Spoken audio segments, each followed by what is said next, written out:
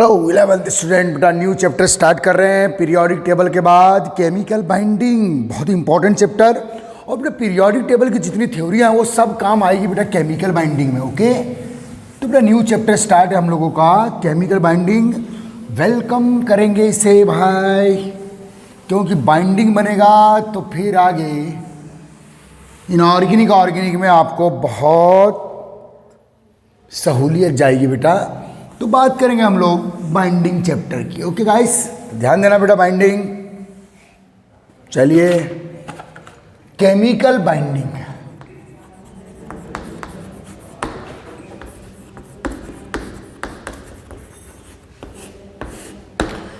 तो बेटा chemical binding the third unit of 11th chemistry, ठीक है।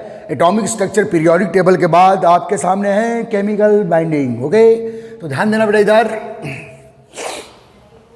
बेटा बॉन्ड, जब टू एटम्स, बॉन्ड किसके बिटवीन बनता है आपको पता है? Between two atom, between two molecule, between atom and molecule. किसी के बिटवीन भी बाइंडिंग के चांसेस हो सकते हैं बेटा। ओके, तो बहुत ही एबीसीडी नॉलेज से मैं स्टार्ट करूंगा।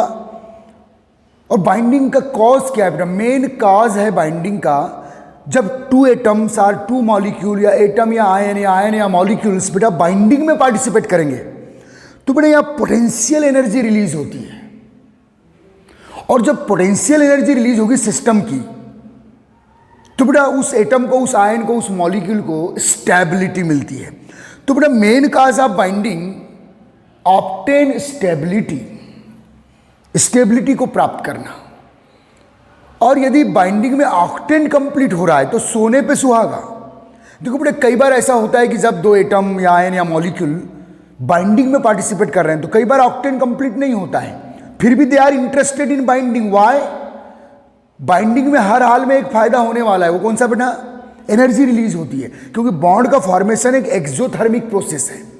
बॉन्ड का फॉर्मेशन एक एक्सोथर्मिक प्रोसेस, जब भी कोई भी बाइंडिंग होगी बेटा तो एनर्जी रिलीज होगी और उस मॉलिक्यूल को, आयन और एटम को स्टेबिलिटी प्रोवाइड करेगी। और यदि बाइंडिंग के साथ साथ ऑक्टेन कंप्लीट होना भी एक बाइंडिंग का जो मेन टारगेट है बेटा, ये भी माना जाता है कि ऑक्टेन कंप्लीट होना, like to noble gas atom. तो अगर ऑक्टेन कंप्लीट हो रहा है तो अच्छी बात है, और ऑक्टेन कंप्लीट नहीं भी हो रहा है लेकिन बाइंडिंग हो रही है, तो उसमें हर हाल में सिस्टम को एडवांटेज मिलता है बेटा। एटॉमिक सिस्टम, आयनिक सिस्टम, मॉलिक्यूलर सिस्टम को एडवांटेज मिलता है क्योंकि पोटेंशियल एनर्जी रिलीज होती है। ठीक है, तो खैर, तो बेटा केमिकल बाइंडिंग में सबसे पहले मैं बात करूंगा how many type of bond we count, how many type of bond in chemistry.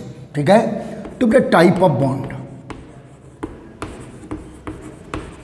इन सभी बॉन्ड का वन बाय वन स्टडी करना है। और बाइंडिंग को अगर आपने पकड़ लिया हो तो वेरियस टाइप के क्वेश्चंस आप लोग काउंट कर सकते हो। आ रहा है समझ में?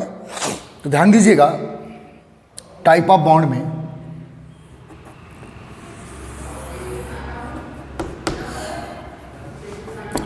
बेटा मैं बॉन्ड को दो कैटेगरी में क्लासिफाइड करूंगा बेटा। Weak bond, sorry strong bond and weak bond. ध्यान दीजिएगा, तो बेटा टू कैटेगरी में मैं क्लासिफाइड कर रहा हूं इनिशियली केमिकल बॉन्ड्स को। ठीक है, strong bond and weak bond. देखिए बेटा स्ट्रॉन्ग बॉन्ड आप जनरली उन बॉन्ड्स को बोलेंगे जहां एनर्जी जो है बेटा,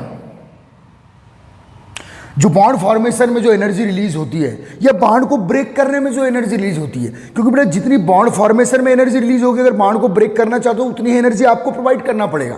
ठीक है, आ रहा है समझ में?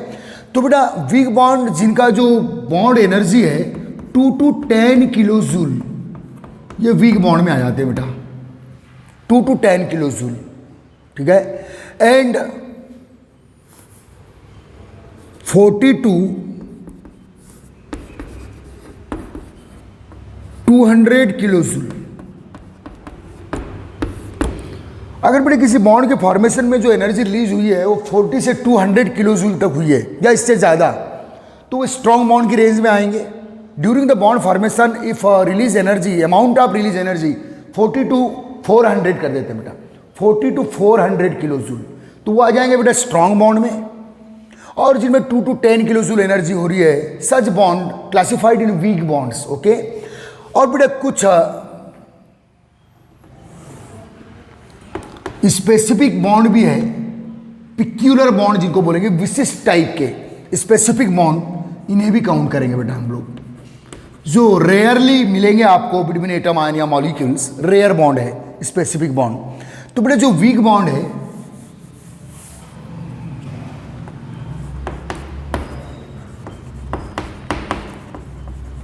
जिनका बॉन्ड एनर्जी बेटा 2 to 10 kilo joule. Okay guys, ये वीकेस्ट बॉन्ड में आते हैं बेटा, वीक बॉन्ड में। ठीक है, अब ध्यान दीजिए, स्ट्रॉन्ग बॉन्ड में जो फर्स्ट बॉन्ड है बेटा जिसे हम काउंट करते हैं, ठीक है, वो है बेटा ionic bond. The first bond is ionic bond. ठीक है, सेकेंड स्ट्रॉन्ग बॉन्ड है बेटा कोऑर्डिनेट बॉन्ड केमिस्ट्री का, coordinate bond. The third strong bond is covalent bond.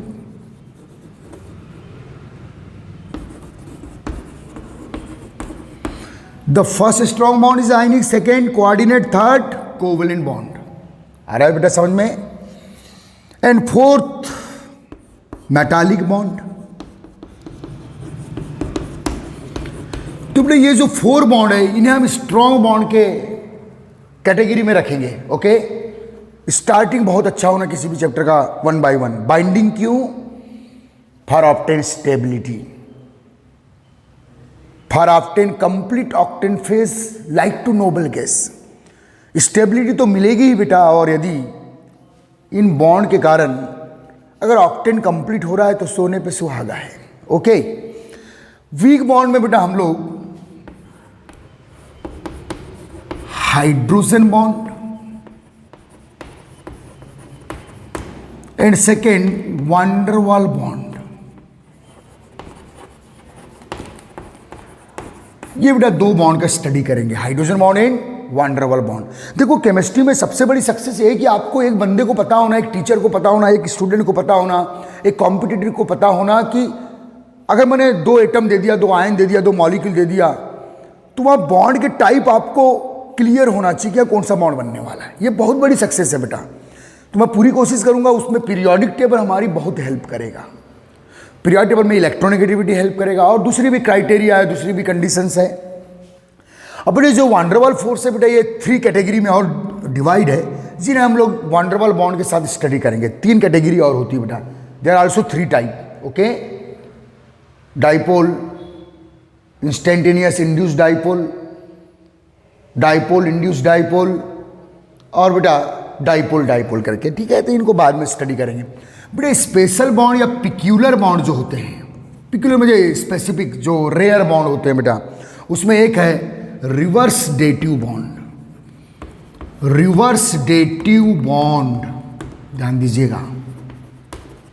And second बेटा बनाना बॉन्ड। ओके, तो ये बड़े स्पेसिफिक बॉन्ड है बेटा, बनाना बॉन्ड, यस केला, बनाना बॉन्ड। ओके, तो इनको बेटा हम लोग काउंट करेंगे। स्पेसिफिक बॉन्ड है, रेयरेस्ट बॉन्ड में आते हैं ये, स्पेशल बॉन्ड है बेटा। तो वीक बॉन्ड में जो एनर्जी, बॉन्ड एनर्जी बेटा 2 to 10 kilo joule. Strong bond में bond energy 40 to 400 kilo joule तक हम लोग जा सकते हैं। तो ये बेटा ये है आपके स्ट्रॉन्ग बॉन्ड। इसमें स्ट्रॉन्गेस्ट कौन है बेटा? Ionic bond. Second strong coordinate. Third, तो यहां बेटा स्ट्रेंथ डिक्रीज है, strength decrease. Out of this 4 bond में स्ट्रेंथ का ऑर्डर है, यहां बेटा स्ट्रेंथ इंक्रीज है। वो hydrogen bond strong bond compare than van der Waals force, लेकिन दोनों वीक बॉन्ड में आएंगे। ओके, तो यहां बेटा स्ट्रेंथ इंक्रीज, स्ट्रेंथ इंक्रीज। आ रहा है समझ में? याद रखिएगा। और बेटा ये 2 बॉन्ड्स है, banana bond and reverse dative bond, they are the classified in peculiar bonds. चलिए आप इसे पहले छाप लीजिएगा। ओके, चलिए बेटा, इसके बाद हम लोग फर्स्ट बॉन्ड स्टार्ट करेंगे। और एक बात लिख दीजिए, cause of binding, cause of binding लिख देना बेटा यहां नीचे, चाहे किसी भी टाइप के बॉन्ड हो बेटा। Cause of binding because binding is exothermic process. जब भी बॉन्ड बने बेटा, किसी भी टाइप का बॉन्ड बने, एनर्जी रिलीज होगी, because binding is exothermic process. Exothermic process समझ में आ रहा है बेटा? लिख दीजिए इसे, cause of binding. Therefore when atom, ion और molecule, therefore when atom, ion or molecule participate in binding,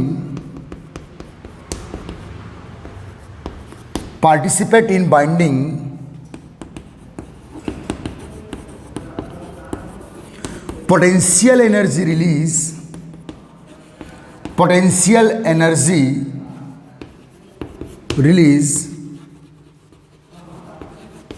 which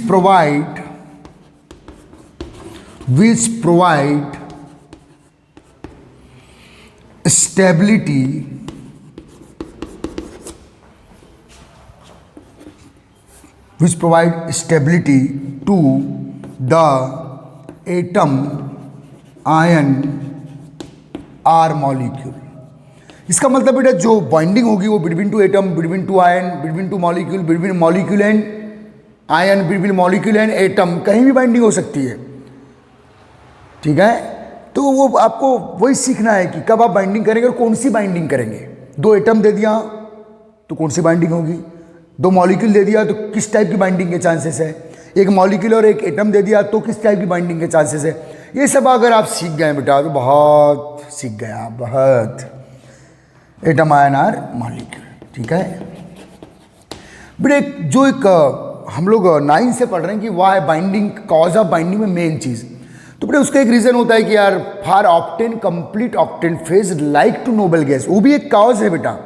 लेकिन कई बार ऐसे एटम या आयन या मॉलिक्यूल है जिनमें ऑक्टेन कंप्लीट नहीं हो रहा है, फिर भी वो बाइंडिंग में पार्टिसिपेट कर रहे हैं। इसका मतलब बाइंडिंग का कुछ और मेन रीज़न है। वो रीज़न ये है बेटा कि जब भी बाइंडिंग में पार्टिसिपेट करेंगे एटम, आयन और मॉलिक्यूल्स, ठीक है, in binding potential energy release which provide stability to the atom, ion और मॉलिक्यूल। ये मेन पर्पस है बेटा बाइंडिंग का, मेन गोल यही वाला है।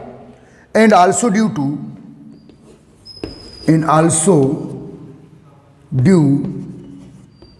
To obtain complete octane phase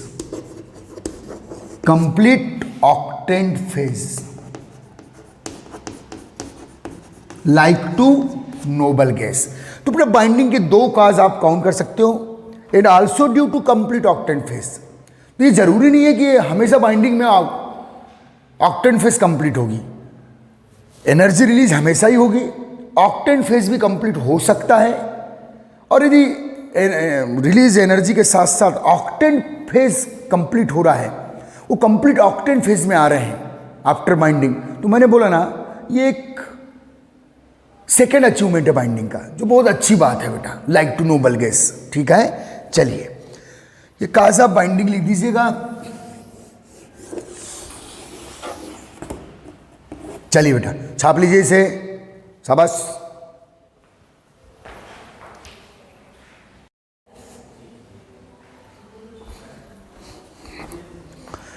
हाँ बेटा, सबसे फर्स्ट स्टार्ट कर रहे हैं बेटा हम लोग आयनिक बॉन्ड। ओके गाइस, तो सबसे पहले समझना बेटा आयनिक बॉन्ड को, ठीक है। तो आपको पता है कि बिटवीन अगर दो मेटल एटम एक साथ अप्रोच कर रहे हैं बेटा, मेटल एटम अप्रोच कर रहे हैं तो कौन सा बॉन्ड बनेगा, मेटलिक बॉन्ड। अगर दो मेटल एटम, ये सब बता चुका हूं मैं इसके पहले, टू मेटल एटम एक दूसरे के करीब है तो they are binded by metallic bond. Two non metal atom बेटा, नाइट्रोजन नाइट्रोजन, ऑक्सीजन ऑक्सीजन, एक दूसरे के साथ अप्रोच कर रहे हैं तो covalent bond.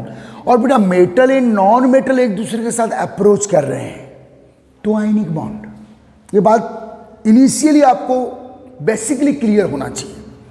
Between two metal atom metallic bond, between two non metal atom covalent bond, ठीक है, और between metal and non metal atom ionic bond. लेकिन बेटा आपके पास मेटल एस ब्लॉक में भी है, मेटल डी ब्लॉक में भी है, और मेटल बेटा ये पी ब्लॉक में भी है। देखिए ये फिर से पीरियोडिक टेबल दिया हूँ, पीरियोडिक टेबल आपका पीछा नहीं छोड़ने वाला है। पीरियोडिक टेबल का नॉलेज ही हमको बाइंडिंग में बहुत हेल्प करता है बेटा, ओके। तो मैं बात करूँगा आयनिक बॉन्ड की, तो एक बात तो क्लियर होगी कि जब मेटल और non metal atoms, metal means generally large size, left to right चलने पर बेटा साइज छोटा हो रहा है, तो ये बेटा नॉन मेटल से एटम आगे देखिए, carbon group, nitrogen group, oxygen, halogen, ठीक है ना। तो आयनिक बॉन्ड पे बात करेंगे बेटा हम लोग सबसे पहले केमिकल बाइंडिंग में, ठीक है। फर्स्ट है हम लोगों का आयनिक बॉन्ड, ध्यान दीजिएगा।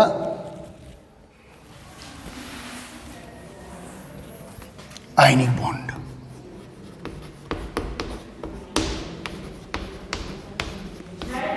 तो बेटा आयनिक बॉन्ड में देखेंगे कि कॉम्पिटिशन एग्जाम में किस लेवल के क्वेश्चंस आते हैं, 11th 12th में क्या नॉलेज है इसका, ठीक है ना।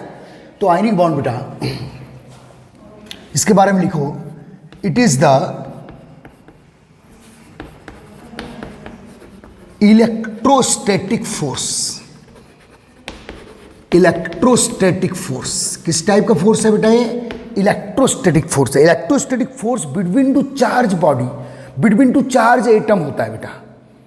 इलेक्ट्रोस्टैटिक फोर्स मीन्स प्लस और माइनस, दो पार्टिकल्स के बिटवीन, प्लस और माइनस टू एटम के बिटवीन, एक प्लस पोर्शन हो एक माइनस पोर्शन हो, तो इनके बिटवीन बेटा कूलम्बिक फोर्स आएगा।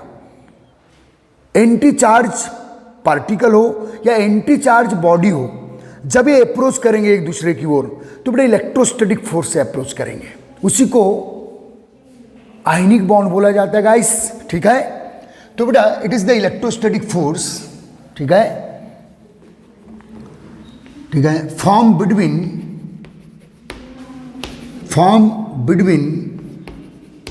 सच two atom, form between such two atom, form between metal and non metal atom, सीधे बेटा metal and non metal atom, form between metal and non metal atom। Metal और non metal atom के between बनेगा, इस बात को याद रखना बेटा। During ionic bond formation, during ionic bond formation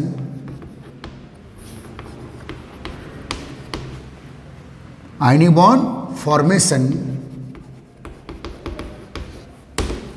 ठीक है बेटा। During ionic bond formation metal atom, जो मेटल एटम होगा बेटा, release electron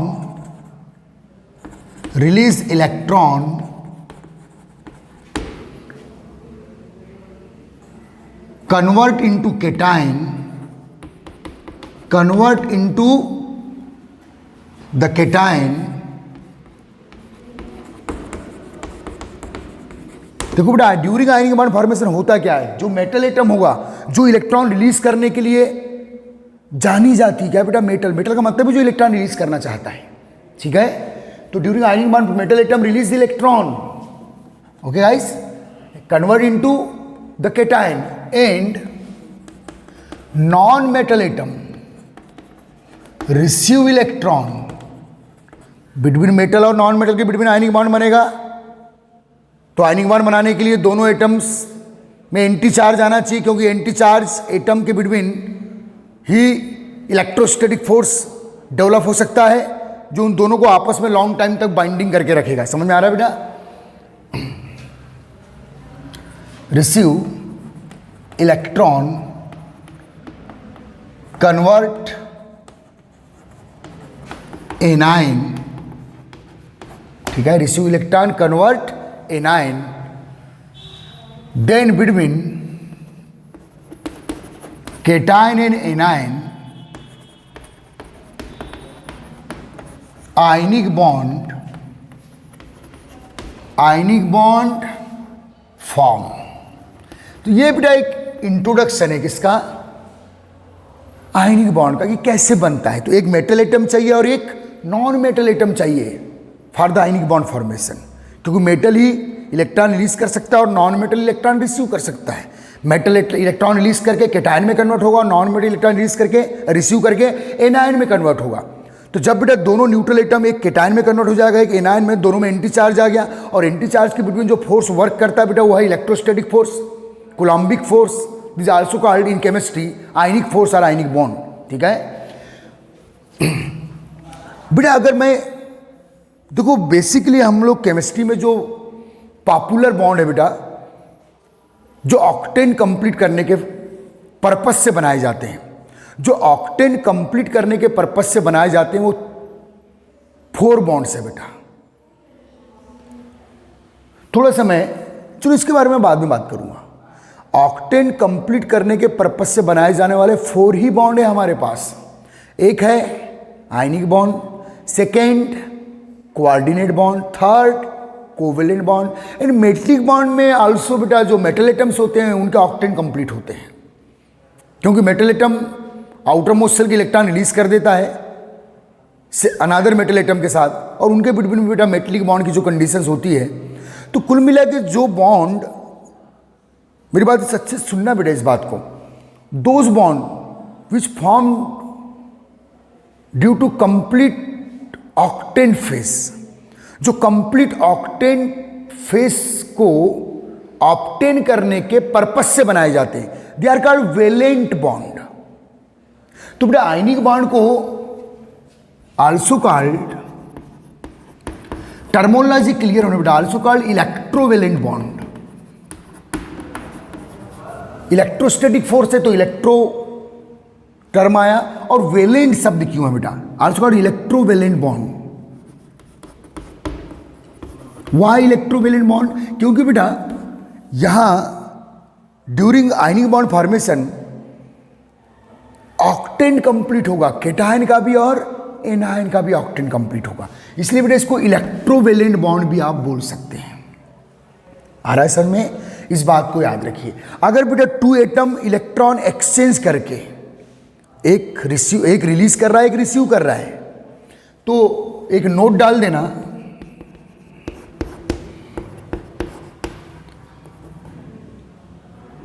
when 2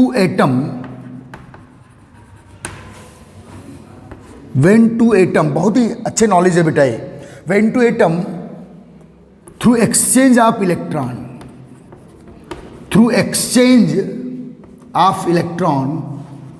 exchange means एक ने रिलीज किया एक ने रिसीव किया। when 2 एटम, नोट लिख रहा हूं बेटा मैं, when 2 atom through exchange of electron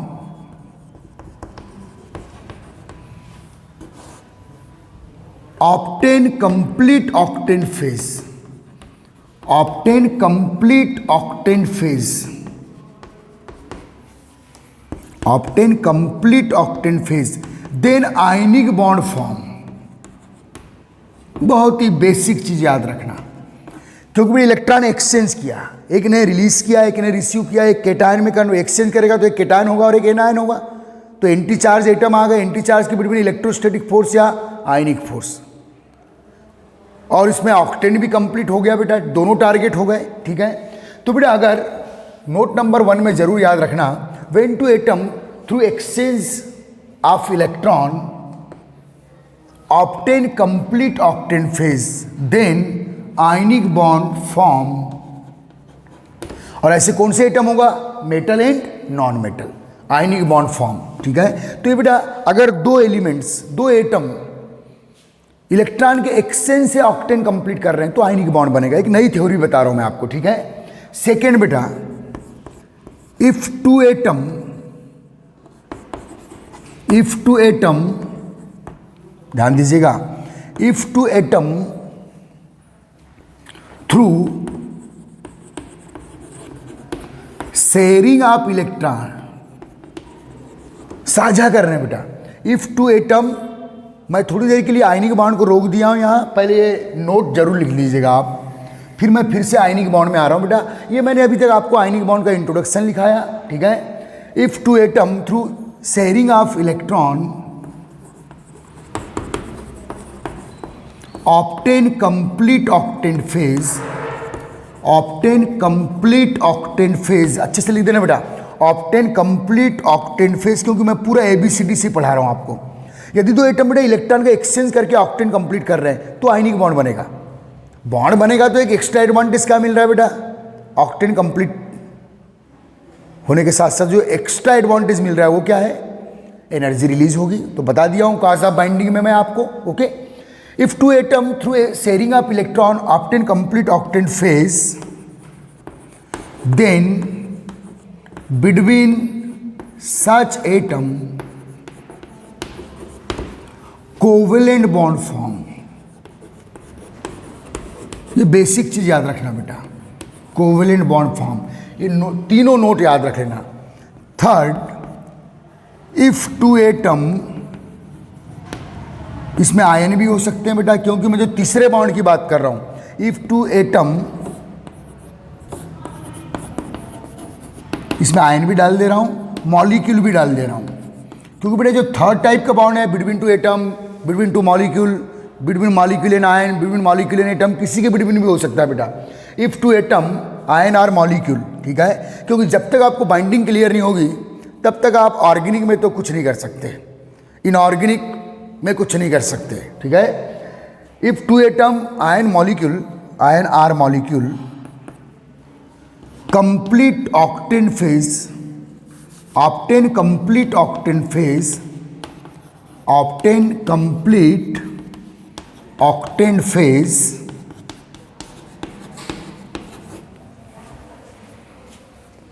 through sharing of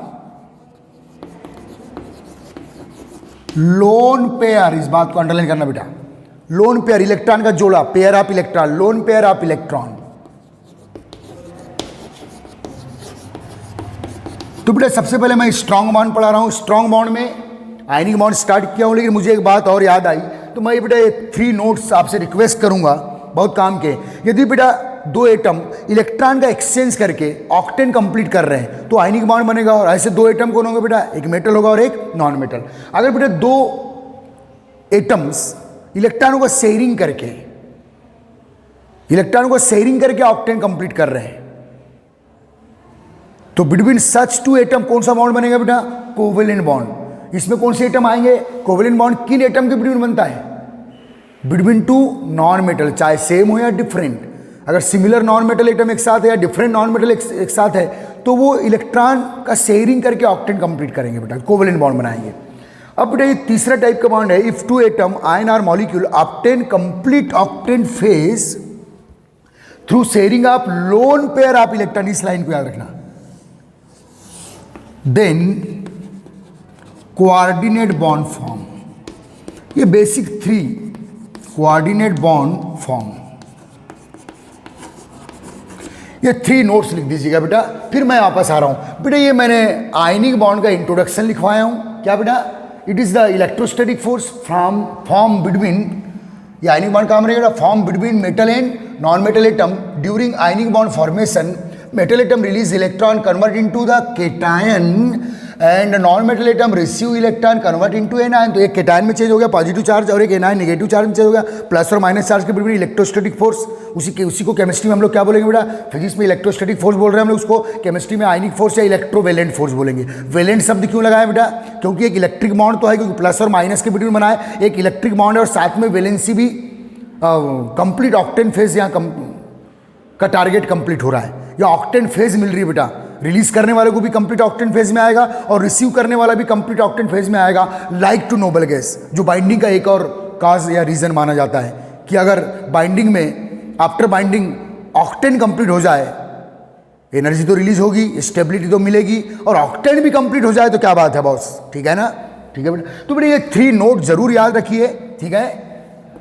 ये 3 नोट लिख दीजिए बेटा अलग से आप, ठीक है। आयनिक बॉन्ड मैं स्टार्ट कर चुका हूं, लेकिन ये 3 एक्स्ट्रा पॉइंट बता दिया मैंने, इसको याद रखिएगा, बहुत ही काम की चीज़ है, ठीक है बेटा, वेरी गुड।